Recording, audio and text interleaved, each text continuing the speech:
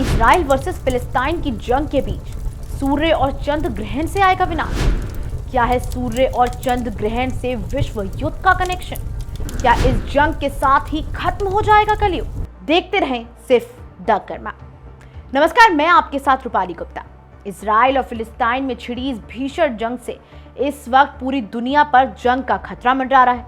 क्योंकि देखिए, पिछले 1.5 साल से दुनिया रूस यूक्रेन के बीच का युद्ध झेल रही है और अब इसी कड़ी में इजराइल फिलिस्तीन इन दो देशों के बीच जो दुश्मनी है उसकी एंट्री हो चुकी है। 7 अक्टूबर की सुबह जैसे ही हमास के आतंकवादियों ने इजराइल पर हमला बोला, एक साथ 5000 रॉकेट्स ने पूरे इजराइल को दहला कर रख दिया।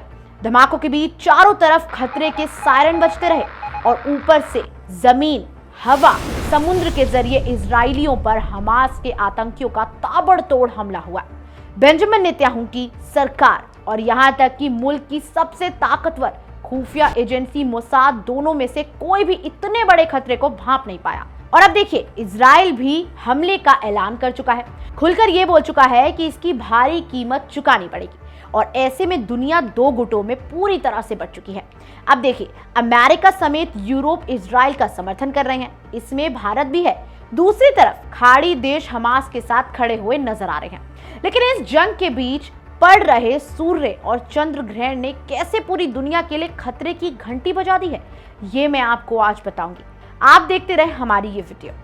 फ्रेंड्स, युद्ध के बीच एक बड़ा संयोग बन रहा है। 15 दिन के अंतराल में 2 बार अचानक ग्रहण पड़ रहे हैं। जी हाँ, दरअसल एक बार फिर महाभारत जैसे भीषण और भयावह कांड के बाद ऐसा संयोग अब जाकर बन गया है।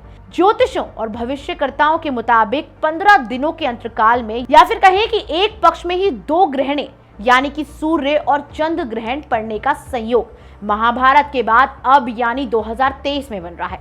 बता दें कि 14 अक्टूबर 2023 शनिवार को सूर्य ग्रहण पड़ने जा रहा है और इसी के 15 दिनों के बाद यानी कि 29 अक्टूबर 2023 रविवार को पड़ेगा चंद्र ग्रहण। लेकिन क्या एक ही पक्ष में 2 बड़े ग्रहणों का पड़ना और इसी समय पूरे विश्व का 2 गुटों में बंटना, या कहें कि तीसरे विश्व युद्ध की संभावना होना, क्या केवल एक मामूली संयोग है? वहीं अभी हाल ही में विश्व के कई इलाकों ने भूकंप का सामना किया है। क्या ये सभी घटनाओं का होना केवल एक संयोग माने? जी नहीं। दरअसल एक अंतराल में 2 ग्रहणों का पड़ना और इससे भयावह भूकंपों का आना और तीसरे विश्व युद्ध की संभावना का होना, ये केवल एक संयोग नहीं, बल्कि इन सबके सीधे सीधे तार महाभारत काल से जुड़ते हैं। महाभारत के समय जब भीष्म पर्व में व्यास जी धृतराष्ट्र के पास जाते हैं और महाभारत की संभावित युद्ध से होने वाली विनाश के बारे में पूछते हैं, तो व्यास ग्रहणों और उपकुशनों के आधार पर एक महाविनाश की भविष्यवाणी कर देते हैं। व्यास कहते हैं कि जब किसी एक पखवाड़े यानी कि 15 दिनों के अंदर सूर्य ग्रहण और चंद्र ग्रहण साथ हो जाएं और चंद्र ग्रहण के ठीक बाद भूकंप आए तो महाविनाश होने से कोई नहीं रोक सकता। ऐसी स्थिति में समस्त प्रजाओं का जनसंहार हो जाता है। यह जानकारी आप महाभारत के भीष्म पर्व के अभ्यास 2 और 3 में देख सकते हैं। व्यास जी की कही हुई बात, भविष्यवाणी महाभारत काल में पूरी तरह से सच साबित हुई थी, सटीक बैठी थी। तब महाभारत जैसे विनाशकारी और भयंकर युद्ध में पूरी दुनिया दहल ही गई थी। इस बार भी ठीक ऐसा हो रहा है। 15 दिनों के भीतर सूर्य और चंद्र दोनों का ग्रहण एक साथ लग रहा है। वहीं अफगानिस्तान समेत कई देशों में भूकंप के झटके महसूस किए गए हैं।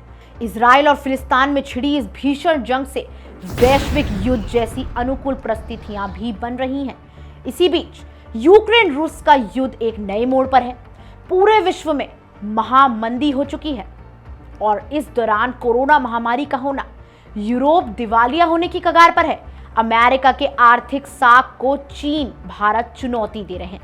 ये सब घटनाएं साफ संकेत देती हैं कि इतिहास में हुई व्यास जी की भविष्यवाणी और फिर महाभारत का वो भीषण युद्ध कलयुग में भी दोहराया जाएगा और इस युद्ध के खत्म होने के साथ कलयुग भी खत्म हो जाएगा और नए युग की शुरुआत होगी। आप इस बारे में क्या सोचते हैं? क्या ये सारे संकेत काफी नहीं है कि बस अब अधर्म और पाप के युग कलयुग का अंत होने वाला है? कमेंट कर हमें बताएं, क्या इजराइल और फिलिस्तीन के इस युद्ध में क्या आपको भी दिख रहा है महाभारत जैसे विनाशकारी संकेत? और अगर आपको ये वीडियो अच्छी लगी हो तो हमारे चैनल द कर्मा को सब्सक्राइब जरूर कीजिएगा। नमस्कार।